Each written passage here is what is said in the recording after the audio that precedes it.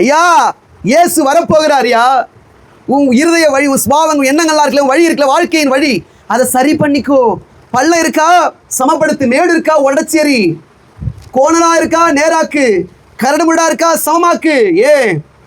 என் ராஜா வருகிறார், கர்த்தர் வருகிறார், இயேசு வருகிறார், அவர் அரசாளுவார், வரப்போகிறார், ராஜா வரப்போகிறார். உன் வழியை ஆயத்தமாக்கிக்கொள். ஏன்னா அந்த வழியில தான் ஆண்டவர் வரப்போறார். நீ அந்த வழியில தான் மேலே போக போற. இயேசுவோடு போக போகிற உன் வழியை கரெக்டாக பார்த்துக்கொள். உன் வழி கரெக்டாக இருக்குதா? இப்போ யாருக்கிட்டையாவது பார்த்து, பிரதர் நீங்கள் எப்படி பிரதர் நடக்கிறீங்க? நான் கரெக்டாக நடக்கிறேன். யாராவது ஒத்துக்கிறாங்களா? ஆமாம் என்கிட்ட குறைகள் இருக்குது, தவறு இருக்குது, ஆமாம் தப்பு தான் பண்ணிட்டேன், நான் என்னை சரி பண்ணணும். கரெக்டாக நிறைய பள்ளங்கள் இருக்குது, வாழ்க்கையில் நிறைய மேடுகள் இருக்குது, கோணல் இருக்குது, கரடுமுரடு இருக்குது, எல்லாத்தையும் சரி பண்ணணும். யார் ஒத்துக்கிறீங்க? அதாவது ஒரு மனுஷனை பார்த்து நீ எப்படிப்பா நடக்கிறேன்னு கேட்டவனா சொல்லுவா, நான் சுத்தமாக நடக்கிறேன், நான் கரெக்ட், நான் பர்ஃபெக்ட், நான் கரெக்டாக இருக்கிறேன்.